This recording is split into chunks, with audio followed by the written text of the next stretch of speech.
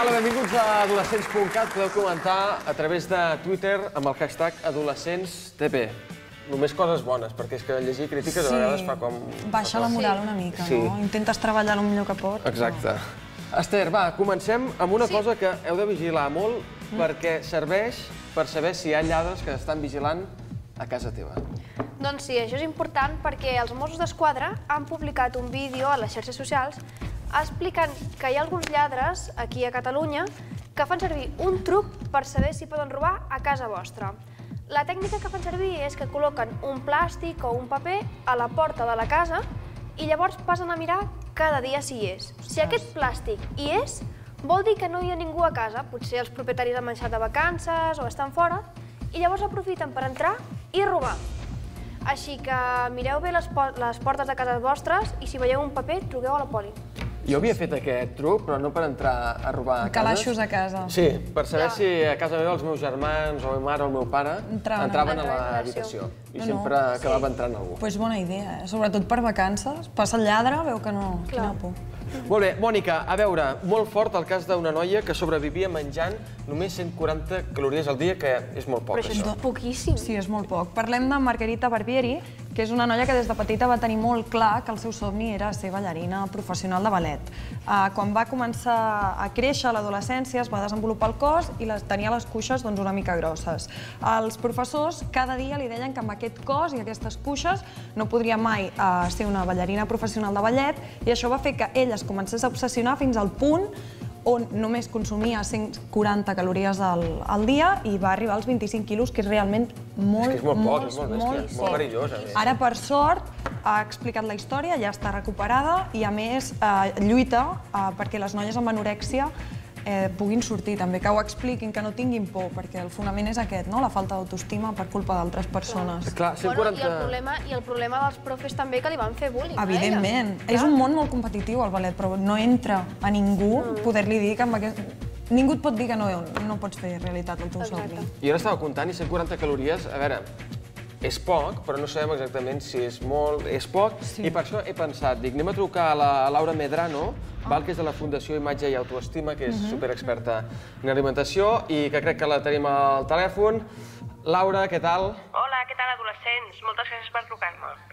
A veure, com estàvem explicant, una noia de 18 anys que pesava, ara ja s'ha recuperat, 25 quilos, com pot haver sobreviscut amb només 140 calories al dia, que suposo que és superpoc? Doncs mireu, el cas d'aquesta noia que em comenteu, com vosaltres mateixos heu pogut veure les fotos, és un cas molt greu, d'una persona que, per uns certs comentaris que li van fer en el seu entorn, es comença a obsessionar amb el tema del cos, amb el tema del físic, intentar canviar el seu cos, en aquest cas per poder dedicar-se a la professió que ella volia, però realment veiem que tot això, sense saber com, se'n pot anar de les mans i realment la persona caure en un trastorn de la conducta alimentària, com és el cas de la noia de la notícia. Com podeu imaginar-vos, alimentar-se a base de 140 calories al dia és superperillós. Inclús aquesta noia ha arribat a estar amb un pes superbaix i amb un risc superimportant per la seva vida, o sigui, podia haver mort. Llavors, hem de prendre consciència d'això i també jo voldria llançar un missatge als amics, sobretot a la gent que ens envolta. Sí, als amics és molt important el que diuen, perquè a vegades condicionen molt i s'ha de vigilar. Per tant, a veure, tenir les cuixes una mica grosses no passa res. És que és constitució. Les dones tenim tendència a tenir la cadera i cames gruixudes, no ho sé. A veure, parlàvem dels professors d'aquesta noia, però ara, Esther, explica'ns això, perquè jo he flipat molt quan he vist el vídeo d'un noi que li diu a una professora com ha de fer les classes. Molt bé, molt bé. Doncs sí, malauradament hi ha profes que no saben fer gaire bé la seva feina. I resulta que un noi d'Estats Units s'ha publicat un vídeo que ell estava a l'institut, estava a classe, i de sobte s'aixeca i li comença a dir a la profe com ha de fer la classe, perquè està fart de que sempre, cada dia, la mestra arribi, els hi reparteixi 4 fulls, 4 fotocòpies i no expliqui res més, o expliqui només llegint. Diu que així els alumnes no aprenen res i el que ha de fer la mestra és parlar de la vida, emocionar-los i fer una mica de profe de veritat. Totalment d'acord amb aquest alumne. Parlant de classes, ara que parlàveu de classes, hi ha hagut una noia, no sé si heu sentit això, que aprofitant el dia dels celebrities que fan al seu institut, a Califòrnia, això ho vaig explicar jo o ho havies d'explicar tu? Perquè estic sentint com molt a gust d'explicar-ho. No, jo crec que aquesta... L'havia d'explicar jo, però és que aquí diu Roger... Crec que se'ns ha traspapelat. No, és que l'he apuntat jo i no ho sabia. Una noia s'ha vestit de Rihanna, perquè en el seu institut de Califòrnia celebren el Celebrity Day i s'han de disfressar com un famós. Que això és molt guai, perquè aquí això no ho fem. Sí, això és molt americà. S'hauria de fer. Sí, és molt postureo, no? Que des d'educació, sisplau, posin el dia aquest del Evidentment. Celebrity. Perquè també per als alumnes, perquè s'han d'espavilar, han de buscar disfresses, és una manera també d'espavilar-se. Bé, es va vestir com Rihanna exactament, ho esteu veient a la foto, s'assembla moltíssim, va clavar el vestuari i tot. Va anar a col·le, va penjar una foto a Instagram, la noia, per aconseguir likes i això. La gran sorpresa va ser que al cap d'una estona va rebre un comentari de la mateixa Rihanna. Amor. Molt fort. La Rihanna, @badgirl, li va respondre que li havia quedat molt bé i que ja li agradaria a ella lluir de la manera que estava lluint. Ai, Déu. Però és que en realitat a la foto a mi em dóna un patatús. Si la mires la foto queda més guai. La noia que anava a l'institut queda més guai ella que la Rihanna. Sí, i mira és una que versió Rihanna... millorada encara. Sí, Rihanna és molt guapa, però a part és molt propera a Rihanna amb els fans, perquè no sé quin concert va ser, que anaven tard i va demanar pizzas per la gent que estava a la cua. Vull dir que a part de cantar bé, ser guapa, també és bona persona. Jo amb Rihanna podria fer una bestiesa. Ai. Bé, a veure, parlant de bestieses, anem a repassar el Puta Vida Tete d'aquesta setmana, un repàs als moments més vergonyosos de la vida de molts adolescents. Ens esteu enviant històries a través d'adolescents.cat, us explico, un noi que té un problema hormonal i ens explica el següent. Diu, hola adolescents, felicitats pel programa. Sempre he tingut problemes a l'hora d'utilitzar desodorant. Els he provat pràcticament tots i no em van bé. Els únics que camuflen algunes olors en dies extrems són els desodorants de dona. Els Sànex de color rosa. Jo me'n poso, a vegades. Que fan bona olor, són suaus. Sí, si no trobo el d'home, compro el de dona, perquè, mira... Mai li havia donat importància, perquè mai havia tingut cap relació, ara però la meva nòvia està enfadada perquè es pensa que li poso les banyes amb una altra noia per l'olor que faig. Mare de Déu. He intentat explicar-li el meu problema, però no em creu. A veure, jo li diria que deixés aquesta nòvia, perquè si ja t'està amenaçant per l'olor que fas, jo ja aquí por, molta por. És un problema de relació. Marxa. Sí. Totalment. I també té un problema, també té el problema hormonal, no? Que s'ho faci mirar, que vagi al metge. No, però que s'ho faci mirar. Que s'ho faci mirar, en sèrio? A la farmàcia venen desodorants, normalment passen els nois a l'adolescència que fan les hormones, molta olor, doncs desodorants especials, no els del súper. No, que vagin al metge, li poden dir... Sí, no, i tant, sisplau. Que deixi la nòvia i que vagi a la farmàcia. Vale, perfecte. Mònica, quines són les preguntes extremes d'aquesta setmana? Doncs sí, en tenim una, i és una mica... A mi em fa por, això. És complicada, és complicada aquesta. Bé, us la faig, teniu les dues opcions, com sempre, A, B i m'he de respondre. Vale. Què preferiu? Opció A, saber la data de la teva mort, o opció B, saber la causa de la teva mort. Roger? La causa.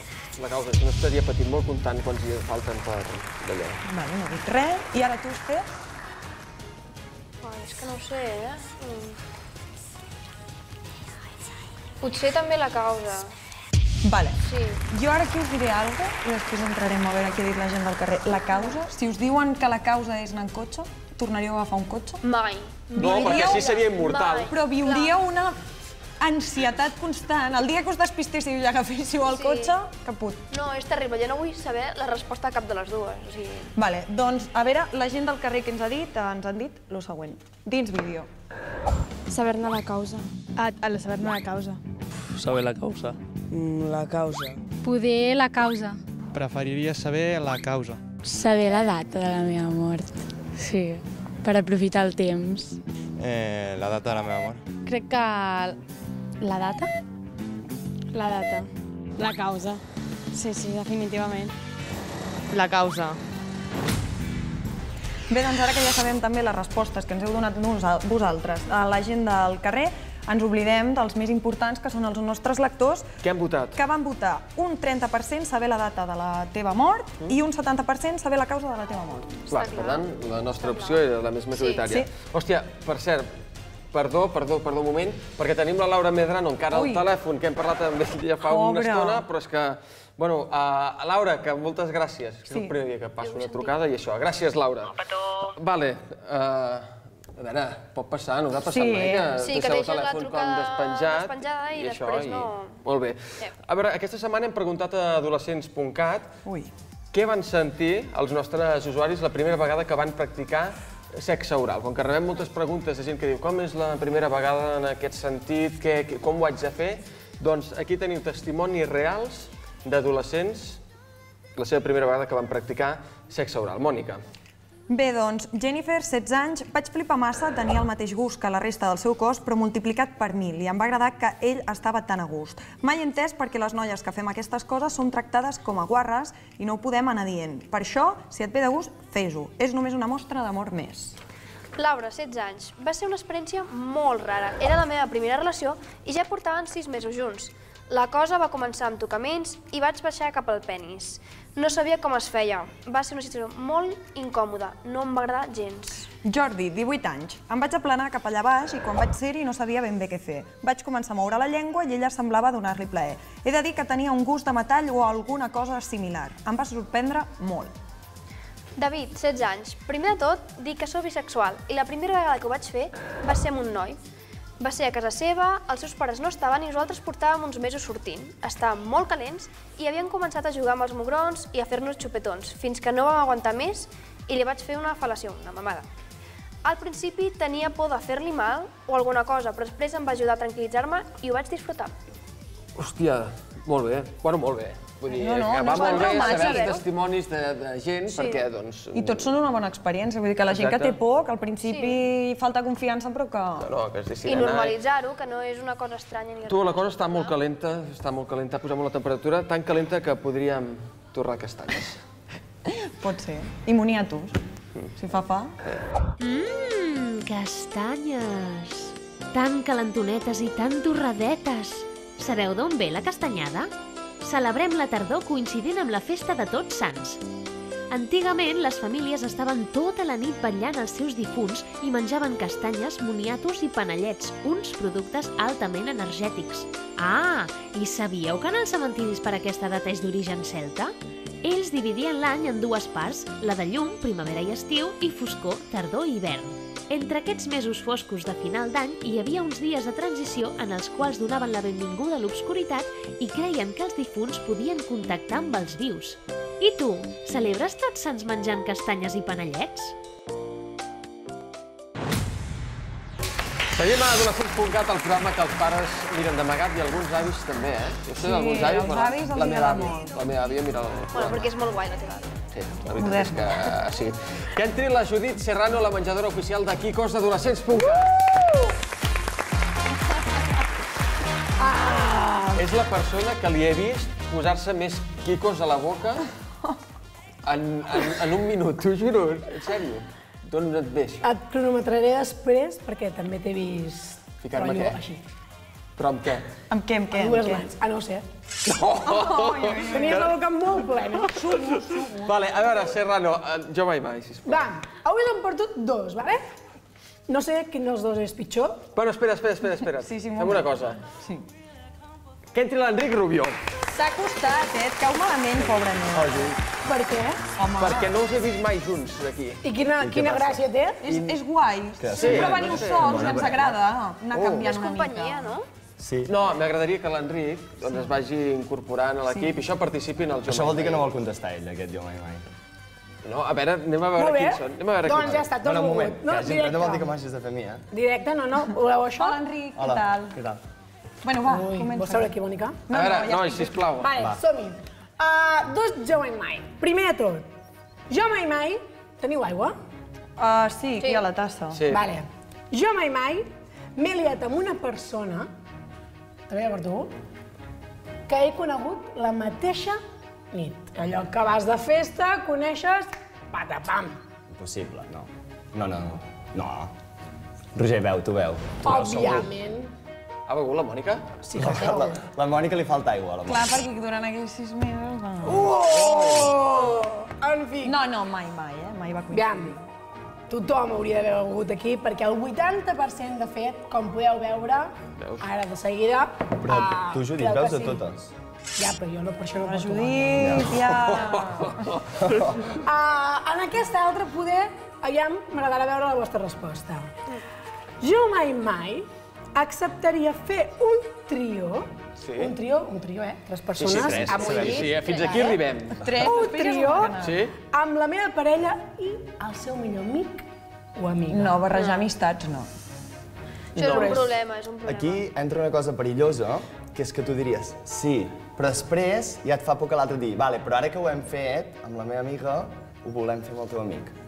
I aquí està el Clar, problema. i aquí ja entres en aquell rotllo Sí. que no És para. a dir, que què preferiríeu? Que es fos amb el millor amic de la vostra parella o amb el vostre millor amic o amiga? Jo és que entre millors amics no, perquè és que es destrossa la relació.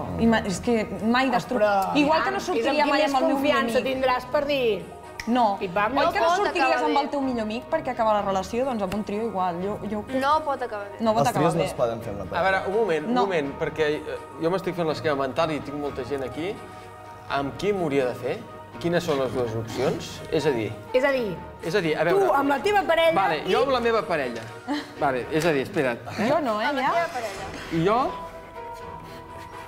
I la meva parella. Guapa. Vale, Estupenda. Ai, Estem els dos. Sembla la Mònica. Sí, Donaire. doncs no ho és.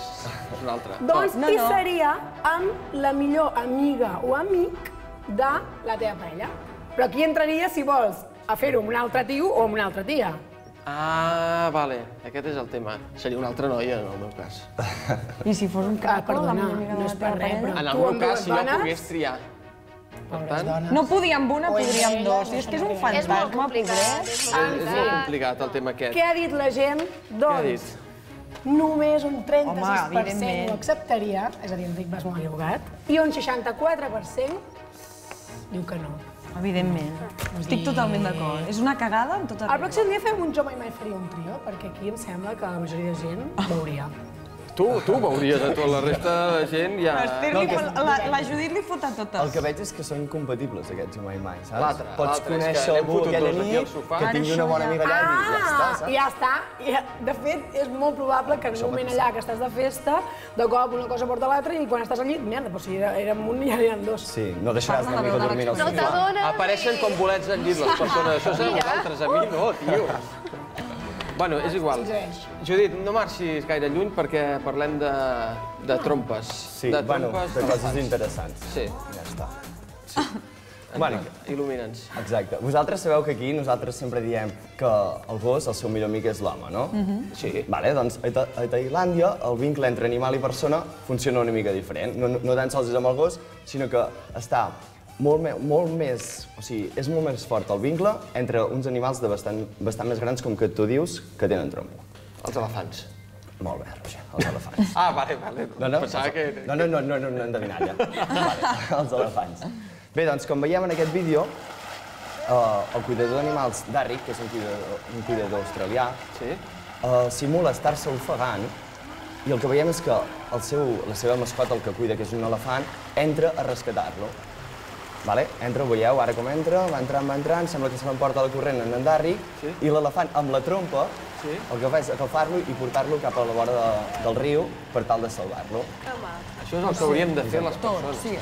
No amb la trompa, però vull dir... Bueno, depèn de la trompa, també. No amb la trompa, però vull dir, entregar la vida per salvar un altre. Bueno, la conclusió del cuidador és que, sigui l'animal que sigui, si tu el cuides, el mimes, doncs pots tenir-hi aquest vincle. saps? Sigui Que no té per l'animal què. que sigui, excepte els homes.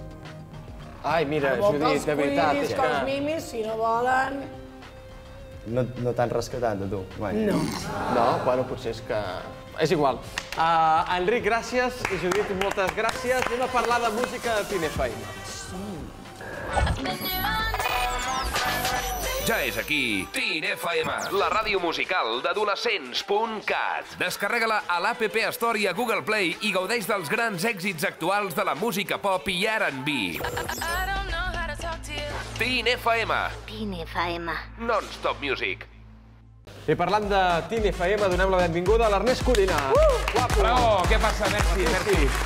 Merci, rei. Que només et dic guapo jo, elles dues. Guapo! Pibon! Sí, potser sí, no sé. Noies, què us passa? Estàvem aquí mirant, però com sempre parla ell, doncs a vegades li deixem uns minuts de protagonisme. D'un home. Bé, família, estic aquí per repassar el top 3 de Teen FM. Ja sabeu que és l'aplicació que està més de moda entre els adolescents en l'àmbit de la música. Us la podeu descarregar si teniu Android a la Google Play Store i també si teniu iPhone a l'App Store. Repassem. La cosa està molt semblant a la setmana passada. Cal dir que els gustos dels nostres oients són bastant estables. Número 3, pels novaiorquesos de Chainsmokers, amb la veu de Halsey, tema que es diu Closer. Número 2, per Justin Bieber, amb el seu tema Let Me Love You, amb la producció de DJ Snake, i el número d'aquesta setmana per un altre canadenc, en aquest cas Shawn Mendes i el Treat You Better. Totes tres molt bones cançons que escoltareu, entre moltes altres, a Teen FM. Només èxits. I d'això, home, que també repassi aquesta setmana una notícia relacionada amb Madonna i amb el cicle electoral dels Estats Units. És que està generant moltíssima polèmica, sobretot per declaracions de Donald Trump, que està generant moltíssima polèmica amb els immigrants i altres qüestions que indignen a una bona part de la societat nord-americana. I bé, hi ha molts artistes famosos que estan demanant el vot per Hillary Clinton i n'hi ha hagut una que recentment ha fet una promesa a tots aquells qui la votin. Va ser Madonna, que en un concert al Madison Square Garden, abans de l'actuació de la seva amiga, la comediant Amy Schumer, va prometre a tots els que votin la Hillary el següent. Què els hi dona? Sí, sexe oral. Una fal·lació. Va dir això. Atenció. L'estem veient. Ho està dient en anglès i jo faig el doblatge en català. Diu, us prometo que sóc molt bona, no sóc cap maldestre, m'ho prenc amb calma i seriosament. Sóc d'aquelles que mira els ulls i ho fa i de les que s'ho en passa. O sigui, mentre ho fa, mira els ulls i després s'ho en passa. Massa detalls. Pobra filla, la Lourdes, deu estar. Una mica polèmica la Madonna, però almenys sabem com fa les fal·lacions Madonna. Diguem-ne que... Ningú pren mal, si tothom hi està d'acord. No, però la gent prendrà mal si voten al Trump. Vull dir que ja està molt bé, la Madonna. M'agrada molt que siguis objectiva. No, gens. Amb això no. Molt bé, doncs fins aquí, nois. Fins aquí la meva aportació. Avui, música i curiositats dels grans artistes del pop. A la meva secció musical. Me'n vaig ja? Tu votaries la Clinton? Sí, no? No ho sé, jo prou feines tinc a... Què? No, sí. No ho deia pel sentit polític, deia. No estic seguint molt la campanya electoral nord-americana, però sí que tinc clar que el discurs de Clinton va molt més en la meva línia que el de Donald Trump, això seguríssim. Gràcies. Per al tema... Es posa sèrio com jo amb aquest tema. No, perquè volia parlar de la Madonna, que jo li diria que no cal. Jo quan hagués votat la Clinton i vingués la Madonna diria... No cal, no em miris a la cara. No et cal. Dependria una mica del moment que estiguessis passant. Família! Deixem-ho aquí, que l'estem liant molt. Ernest, gràcies. Vaig tirat. Fins la setmana que ve. Adéu. Hola adolescents, què tal? Mireu, avui us ensenyarem com heu de buidar una carbassa per Tots Sants. El que necessiteu és una carbassa com aquesta, que podeu trobar a tots els supermercats i són expresses per poder buidar de dintre. Són diferents de les que se serveixen per cuinar. Però què necessitem per buidar una carbassa? Culleres i ganivets de la cuina de casa. Si necessiteu ajuda, ho demaneu a un adult, vale? Hem fet unes línies geomètriques aquí en forma de triangle, com l'estil del coll d'en Bart Simpson, igual, perquè així per buidar ens anirà més bé i després per tapar ens anirà millor.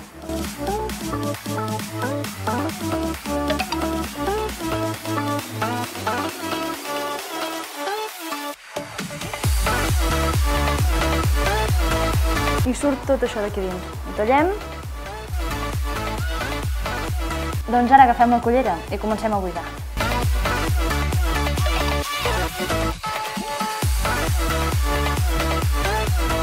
Un cop la tenim ben buida, com podeu veure aquí dins, no només hem tret el que hi tenia, sinó que a més l'hem repassat, hem rascat fort amb la cullera perquè ens quedi molt llis tot el que és. Ara el que hem de fer és agafar el ganivet i començar a tallar el dibuix de la cara que volem fer. Com podeu veure, tenim els ulls fets, ens faltarà fer el nas i la boca.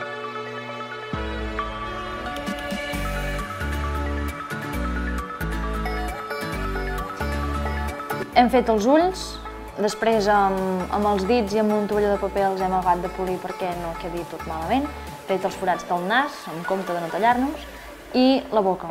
I hem netejat la tapa i ben posat.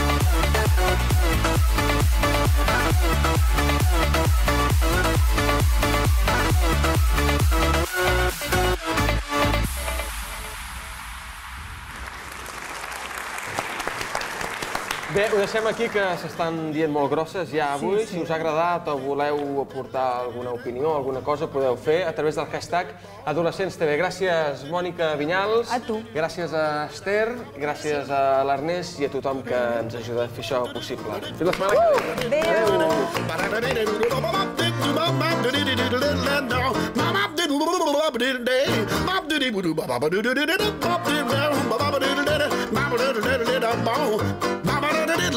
Adéu!